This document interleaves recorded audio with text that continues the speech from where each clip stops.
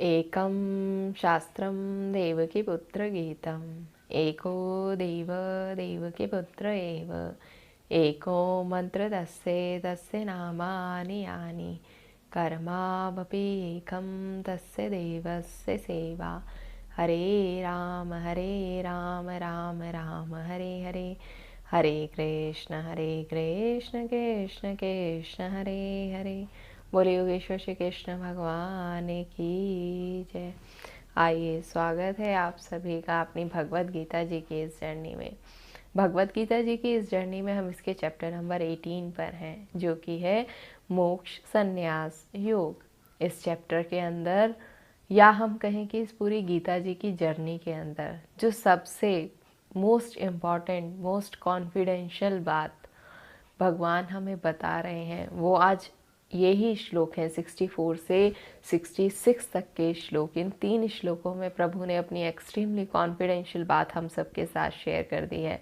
प्रभु ने ये बात पार्थ को कही और भगवान ने कहा कि ये मेरी बहुत ही गूढ़तम बात है, इसीलिए इसको बहुत ध्यान से सुनो, और ये बहुत ही कॉन्फिडेंशियल नॉलेज है, इसीलिए बहुत विस्पर कर कर कह रहे हैं, बहुत फुसफुसा कर कह रहे हैं कि कोई और ना सुन ले। और प्रभु इस श्लोक में कह क्या रहे हैं? गुह्यतमं भूय शृणु मे परमं वचः इष्टोऽसि मे दृढ़मिति ततो वश्ययामि ते हितम्। संपूर्ण गोपनीयों से अति गोपनीय मेरे परम रहस्य युक्त वचन को तू फिर से सुन। तू मेरा अतिशय प्रिय है, इससे यह परम हितकारक वचन मैं तुझसे कहूँगा।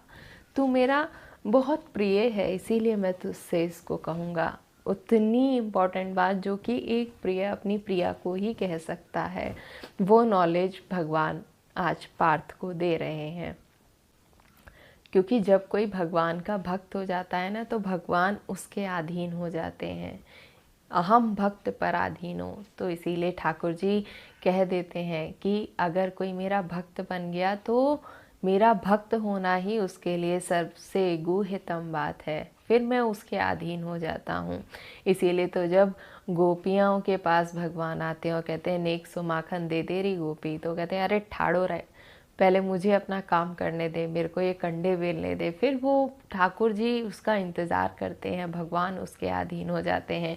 इसीलिए तो भगवान आगे कह देते हैं, मन मना भव मद्भक्तो मादाजी माम नमस्कुरु मामे वैश्वसी सत्यम ते प्रतिजाने प्रियसी में।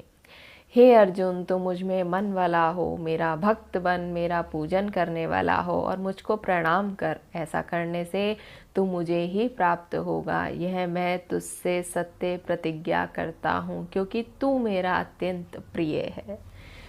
भगवान कह देते हैं कि जो ठाकुर जी के अधीन हो जाता है, फिर ठाकुर जी उसको अपने से बड़ा कर देते हैं। वैसे तो खुदा बड़ा होता है बंदे से, लेकिन जब इश्क हकीकी होता है तो फिर खुदा खुद बंदे के नीचे आ जाता है। ये इस तरीके से ठाकुर जी को अपने अधीन करने की कला, इसीलिए इसको मोस्ट कॉन्फिडेंशियल बात प्रभु ने बोला है, इसीलिए इसको गूढ़तम ज्ञान बोला है, जो कि भगवान पार्थ को दे रहे हैं। फिर इसके बाद प्रभु ने कह दिया कि सर्वधर्मान परित्यज्य। इसके आगे ठाकुर जी कह देते हैं कि सर्वधर्मान परित्यज्य मामेकम शरणम व्रजे अहम त्वा सर्व पापे भयो मोक्षयिष्यामि मा शुचि। संपूर्ण धर्मों को अर्थात संपूर्ण कर्तव्य कर्मों को मुझ में त्याग कर तू केवल एक मुझ सर्वशक्तिमान सर्वधार परमेश्वर की शरण में आ जा, मैं तुझे संपूर्ण पापों से मुक्त कर दूंगा, तू शोक मत कर।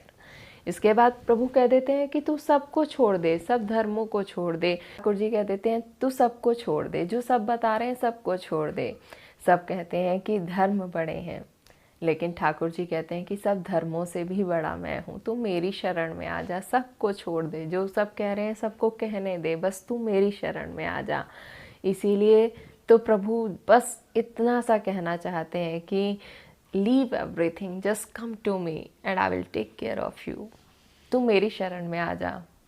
तो अगर कोई कह सकता है कि जब ये इतनी कॉन्फिडेंशियल नॉलेज है तो फिर भक्त इसको क्यों कह रहा है, भगवान इसको भी चुपचाप कह रहे हैं, केवल पार्थ के लिए कह रहे हैं, विस्पर कर कर कह रहे हैं। लेकिन भगवान का भक्त, इसको सुनाने वाला, वो इसको इतना खुलकर क्यों कह रहा है? क्योंकि भक्त भगवान से उदार होते हैं, क्योंकि जो कृपा वो खुद पर अनुभव करते हैं वो सबको अनुभव कराना चाहते हैं। जो भगवान को भी सहज कर दे वो ये नॉलेज है। और भगवान को अपने अधीन बनाने की ये क्रिया भगवान स्वयं ही पार्थ को दे रहे हैं, क्योंकि एक बार प्रभु के प्रिय आप हो जाओ फिर तो भगवान आपकी सेवा में स्वयं अधीन है। तो फिर भगवान से बड़े होना है तो भक्त हो जाइए। यही भगवान को अधीन करने की कला है, क्योंकि भगवान होना फिर भी सस्ता सौदा है, भक्त होना तो उससे भी बड़ी बात है। इस तरीके की मोस्ट कॉन्फिडेंशियल नॉलेज प्रभु इस अध्याय संख्या 18 के श्लोक संख्या 64 से 66 तक दे रहे हैं। इस पूरी गीता जी की जर्नी में, इस गीता जी के पूरे कॉन्क्लूज़न के रूप में प्रभु इस श्लोक संख्या 66 को हम सबके सामने रख रहे हैं। और इस श्लोक को हम सबको एक बार अवश्य बोलना ही चाहिए। तो इसको मैं बोलूँगी, इसके पीछे पीछे आप एक बार बोलेंगे। सर्वधर्मान परित्यज्य मामेकं शरणं व्रज, अहम त्वा सर्व पापे भयो मोक्षयिष्यामि मा शुचुः। संपूर्ण धर्मों को अर्थात संपूर्ण कर्तव्य कर्मों को मुझ में त्याग कर तू केवल एक मुझ सर्वशक्तिमान सर्वधार परमेश्वर की शरण में आ जा। मैं तुझको संपूर्ण पापों से मुक्त कर दूंगा, तू शोक मत कर। इस प्रकार से इस मोस्ट कॉन्फिडेंशियल परम गुह्यतम ज्ञान के साथ प्रभु ने इस श्लोक को हम सबके सामने रखा है। भगवान ने केवल इसमें यही एक बात कही है कि सरेंडर योरसेल्फ, अपने आप को मुझको समर्पित कर दे, फिर तेरा सब कुछ मेरा हो जाएगा। इसको हम इस तरीके से समझें कि जैसे किसी यात्रा पर एक बच्चा और माँ दोनों गए, तो कोई उस बच्चे से पूछे कि बताओ बेटा यात्रा का रास्ता कैसा रहा, तो वो बच्चा कहेगा कि ये मुझसे नहीं मेरी माँ से पूछो, क्योंकि मैं तो उसकी गोदी में था।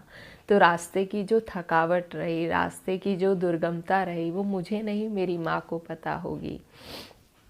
तो इस तरीके से जब हम अपने जीवन की डोर उस परमात्मा अपने ठाकुर को दे देंगे, तो फिर उस जीवन में आने वाली कठिनाइयाँ आएंगी तो सही, लेकिन तब हम ठाकुर जी की गोद में बैठे होंगे। इसी प्रकार से एक भक्त जब भगवान से मिला तो उसने ठाकुर जी को कहा कि भगवान तू मुझे साध कर चलना। तो भगवान ने कहा कि ठीक है। तो वो जब आगे बढ़ा तो उसने जब पीछे मुड़ के देखा तो उसे केवल एक ही फुट स्टेप दिखाई दिए, और फिर उसे थोड़ा सा लगा तो उसने पीछे मुड़ के भगवान से कहा कि भगवान मैंने आपको कहा था कि मुझे साथ कर चलना, आपने तो मेरा साथ छोड़ दिया। तो भगवान बोले कि ऐसा क्यों? तो उसने बोला कि देखो ना प्रभु, पीछे तो केवल एक ही फुट स्टेप है जो कि एक ही व्यक्ति के आने का संदेश देते हैं, तो ये कैसे हो सकता है कि आप मेरे को साथ कर चल रहे हैं, मेरे पीछे पीछे चल रहे हैं। तो प्रभु ने कहा कि मैंने माना कि ये एक ही पद चिन्ह है, लेकिन तूने अच्छे से देखा नहीं, ये तेरे नहीं मेरे पैरों के पद चिन्ह है, क्योंकि मैंने तो तुझे गोदी में उठा रखा है। इस तरीके से प्रभु अपने भक्त के अधीन हो जाता है, फिर वो क्या नहीं कर देता अपने भक्त के लिए। इस प्रकार से ठाकुर जी के इस परम प्रेम के ज्ञान के बारे में हमने इस श्लोक के माध्यम से समझा। अब ठाकुर जी ने इतना प्रेम इसमें पैदा कर दिया है कि अब इसके आगे गीता जी की चर्चा हम इसके नेक्स्ट ही सेशन में करेंगे। तब तक के लिए श्री राधे।